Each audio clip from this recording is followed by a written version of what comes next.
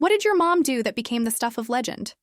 When I was 10, my mom started doing something that made every neighbor on our street think she was completely insane. Every night at exactly 8:03 p.m., she would walk out to our front porch with this massive air horn and blow it 3 times. Honk, honk, honk. It was loud enough to wake the dead. Car alarms would go off. Dogs would start barking. Mr. Dawson from next door would yell at her from his window. The family across the street called the cops on her 12 times that first month. I was mortified. Like, picture being in 5th grade and having to explain to your friends why your mom was the neighborhood crazy lady. Kids at school started calling her the siren. Some older kids would drive by just to see if they could time it right and catch the show. The worst part was the complaints. People left angry notes in our mailbox. Someone threw eggs at our front door twice. Mrs. Campbell from down the street started a petition to get us kicked out of the neighborhood association. My mom just kept that air horn by the front door and did her thing every single night without fail. I begged her to stop. Mom, everyone thinks you're nuts. Why do you do this? She would just look at me with this serious expression and say, "One day, Maya, you'll understand." Years passed. I got used to it, kind of. My friends thought it was hilarious once they got over the weirdness, but I never stopped being embarrassed about it. When I went to college, I was honestly relieved I wouldn't have to deal with the nightly horn anymore. After graduation, I moved to a different city. The horn thing became this funny family story I'd tell people. Yeah, my mom was the neighborhood weirdo who blew an air horn every night for years. People would laugh. It was just this quirky thing my mom did. Then last month, I got a Facebook message from Mr. Preston, this older guy who used to live 3 houses down from us. He said he was in town and wanted to meet for coffee. I remembered him vaguely as the nice man who always waved when I rode my bike past his house. We met at this little cafe downtown. He looked nervous, kept fidgeting with his coffee cup. Finally, he said, "Maya, I need to tell you something about your mom's air horn. Something you should know." My stomach dropped. I thought he was going to tell me about some legal trouble or complaints I didn't know about.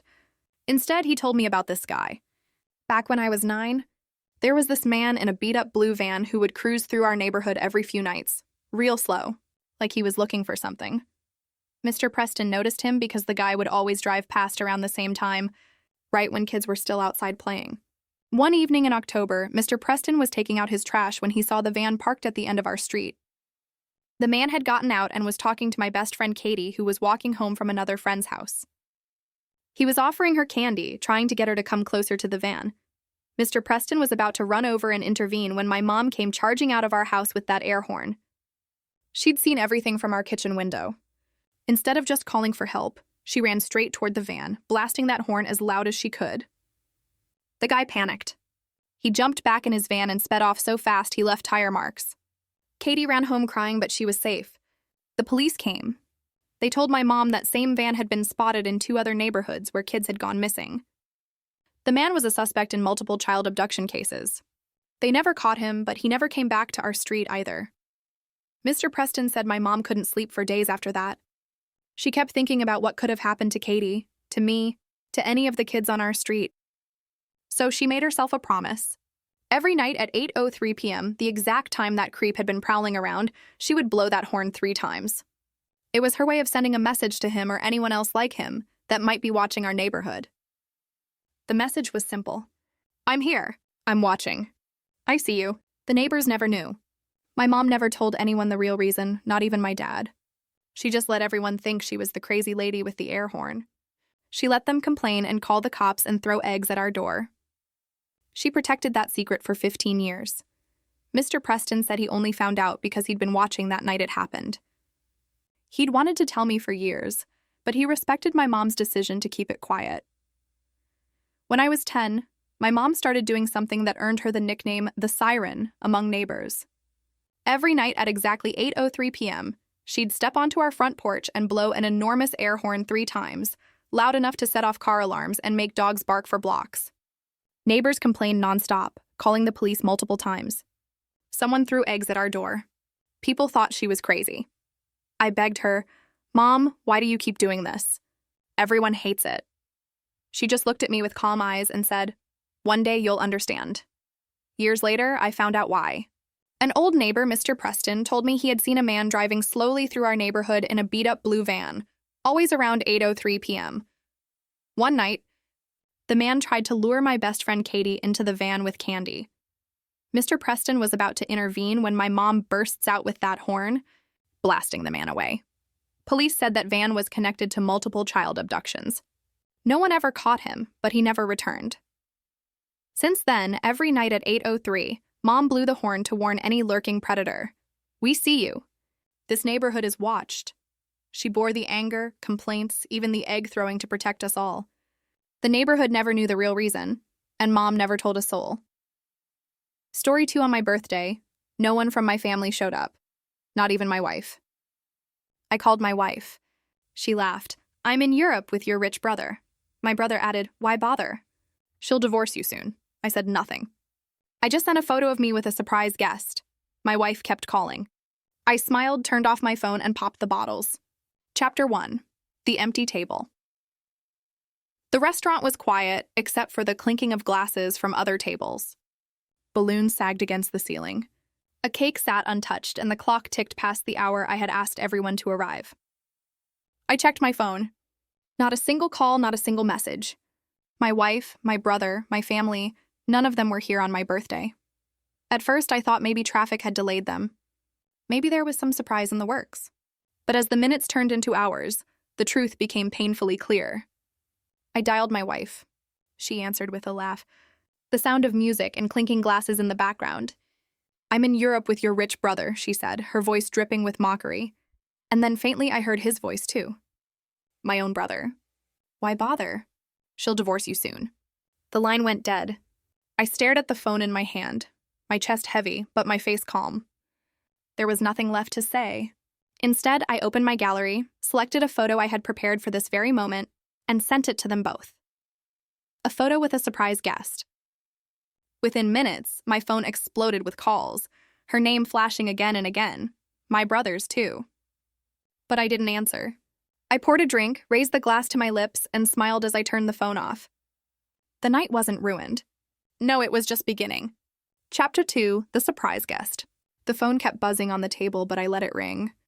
I wasn't going to answer, not yet. The picture I'd sent wasn't random. It was calculated.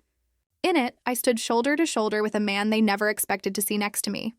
My father's oldest business partner, a billionaire investor who had quietly stepped back from the spotlight years ago. To them, he was untouchable, a legend. To me, he was family, a mentor who had stepped in when my own blood betrayed me.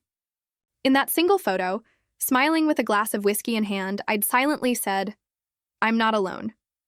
I've never been alone. That's why the calls started flooding in. They knew what it meant. They knew this wasn't just me celebrating my birthday. This was me signaling that the balance of power had shifted. My wife's laughter from Europe, my brother's smug voice over the phone. Both of them had believed I was powerless, that I had no one left. Now they were realizing they'd miscalculated badly. As their calls went unanswered, I popped the cork on the first bottle. The crisp sound of champagne bursting filled the quiet apartment. I poured 2 glasses, slid one across the table to my guest, and raised mine in a toast. "To family," he said with a smile. "The ones we choose, not the ones who betray us." I clinked my glass against his, the bubbles fizzing like laughter in the air. While my wife and brother clinked glasses in Europe thinking they had me beaten, I was here celebrating with the one man who could bring their entire world crashing down. And soon he would. Chapter 3, The Alliance. The bubbles fizzed gently in my glass, but my guest's words carried more weight than any toast I had ever heard. He leaned back, his eyes sharp, his voice calm. "I knew your brother would try to cut you out one day. That's why I made sure my shares never went to him. He's reckless." You're steady." I froze. For years, my brother had strutted around as if he controlled everything. The money, the family business, the respect. But here, across the table, the man who had once bankrolled our father's empire was telling me the truth. My brother's power was an illusion, and with a stroke of a pen, that illusion could be shattered. We talked deep into the night. Business contracts. Old clauses my brother had ignored could now be activated. Partnerships. Silent allies in the company had long grown tired of his arrogance. Timing. All it needed was the right moment, and his empire would crumble like sand through fingers. My guest promised one thing. When the time came, I wouldn't need to shout, argue, or fight. I just need to smile while my brother's world collapsed under the weight of his own greed. As my wife and brother laughed together in Europe, mocking me as powerless, I was sitting with the man who held the keys to their downfall. The betrayal had stung, yes, but now it was transforming into something far more powerful: opportunity. I switched my phone back on before midnight, just long enough to see another dozen missed calls from my wife, followed by a final text from my brother. "Enjoy your little birthday alone." I smiled, set the phone face down, and raised my glass again. "To the Empire," I whispered. "Theirs is ending. Mine is just beginning." Chapter 4: The First Strike. The birthday night faded into morning, but my calm hadn't left me. If anything, it grew stronger. While my brother and my wife paraded around Europe posting photos of their new life, I was already moving the first piece of the puzzle. I didn't confront them. I didn't post online. I simply called the contacts my mentor had given me. The ones my brother didn't even know existed. By noon, old partners who had once supported my father began taking my calls. They weren't loyal to my brother. They were loyal to stability. And they'd had enough of his arrogance. Later that week, a quiet rumor surfaced in the business world. Word spread that my brother had been moving money recklessly, putting joint ventures at risk. The rumor wasn't mine, but I knew exactly who had planted it. My guest had kept his word. The empire would begin to crumble from the inside. My brother's name, once synonymous with confidence, was suddenly linked with whispers of instability. That same evening, my phone lit up again. This time, not with laughter or mockery, but with desperation. A string of texts from my wife. "Where are you? Please pick up. We need to talk. It's serious." I didn't reply, not yet. Because she hadn't realized the most dangerous part of betrayal. Once the mask slips, there's no putting it back on. They thought my silence on my birthday was weakness. But that silence was the first strike. And soon it would echo louder than their laughter ever had. Chapter 5: Cracks in their empire. The laughter and arrogance they'd flaunted in Europe didn't last long. Like cracks in glass, their confidence began to splinter. Small at first, then spreading until everything they thought was solid threatened to shatter. My brother's reckless spending had always been tolerated because people assumed he was untouchable. But now that the rumors of instability were circulating, investors started digging deeper. One partner quietly pulled out of a joint venture. Another froze their capital, demanding clarifications. The chain reaction was devastating.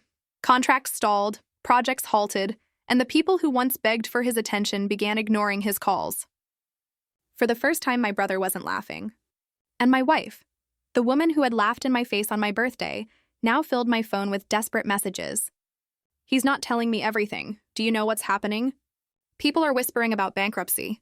Is it true? Please, let's talk. I made a mistake." Every text was proof that her world, built on arrogance and betrayal, was collapsing around her. I didn't respond. I didn't have to because the mentor at my side had timed everything perfectly. Each whisper, each frozen account, each pulled contract, all of it had been engineered to show one truth. My brother was no empire builder. He was reckless and he was finished. On my birthday, they mocked me, certain I was powerless. Now, just weeks later, their empire was crumbling, their laughter silenced, and their phones buzzing with the kind of desperation I had once felt. The difference was I wasn't desperate anymore. I was in control. Chapter 6: The Public Humiliation. The downfall of their private empire wasn't enough. The world needed to see it. And when it came, it was brutal, swift, and unforgettable. The first strike happened in the press. A leading financial paper ran a headline: "Brothers Company Facing Liquidity Crisis. Investors Back Away." It wasn't just a business note, it was a scarlet letter. His name, once tied to power, was now synonymous with collapse. Competitors mocked him. Investors abandoned him. Former friends avoided his calls, not wanting to sync with him. But the real humiliation came at the charity gala he had insisted on attending. This was the event he'd bragged about for years, where he strutted across the floor with my wife on his arm, pretending they were royalty. Only this time, whispers followed them everywhere. Guests didn't smile. They smirked. Business leaders who once fawned over him now gave him cold, pitying nods. And then, as if on cue, a large screen cycling through sponsor logos flickered. And one of the investors who had pulled out publicly thanked me for continuing my father's legacy responsibly. The spotlight hit me across the room where I stood with my mentor and a circle of allies. My brother froze. My wife turned pale. The room erupted in murmurs. They tried to pretend nothing was wrong, but everyone saw. Their betrayal, their arrogance, their untouchable image, all shattered in front of hundreds of eyes. I didn't need to gloat. I didn't need to confront them. My silence was louder than any victory speech. On my birthday, they mocked me laughing from Europe.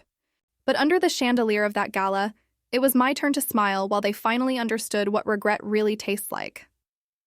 Chapter 7. The Final Blow. Their empire had cracked. Their reputation was in ruins. But there was still one last card to play. The strike that would end everything they thought they controlled. Behind the scenes, my mentor and I had been preparing for weeks. The contracts my brother had signed carelessly. The debts he had ignored. The silent partners he had betrayed. All of it had been meticulously documented. When the lawsuit landed on his desk, it wasn't just a case. It was a demolition order, breach of fiduciary duty, misuse of family assets, fraudulent transfers through shell accounts. The court froze his accounts immediately. Properties he boasted about owning were seized pending investigation. His European lifestyle collapsed overnight. Flights canceled, cards declined, allies gone. And my wife, the woman who had laughed on my birthday while sipping champagne with him. She was dragged down with him. Once the finances were frozen, she realized the rich brother she had chosen had nothing left to give. Calls to me turned from arrogant to pathetic. Please, I was wrong. I made a mistake. Let's fix this. But mistakes can't be undone when they're chosen deliberately. I didn't respond. I didn't need to. Her regret was her prison, and she'd live in it for the rest of her life. The press had a field day. The once proud power couple became headlines for scandal, fraud, and betrayal. While they were shunned, I was invited to step into the spotlight. The rightful heir to my father's legacy. The man who weathered betrayal with calm precision. I didn't need revenge served hot. I let it simmer, patient and silent, until the perfect moment came to serve it cold in court, in the press, and in their own shattered reflections. On my birthday, my wife laughed, "I'm in Europe with your rich brother." Now, years later, the only caption that followed them was this: bankrupt, disgraced, abandoned, and me? I smiled, popped another bottle, not in rage this time, but in peace because their laughter had ended and my silence had won.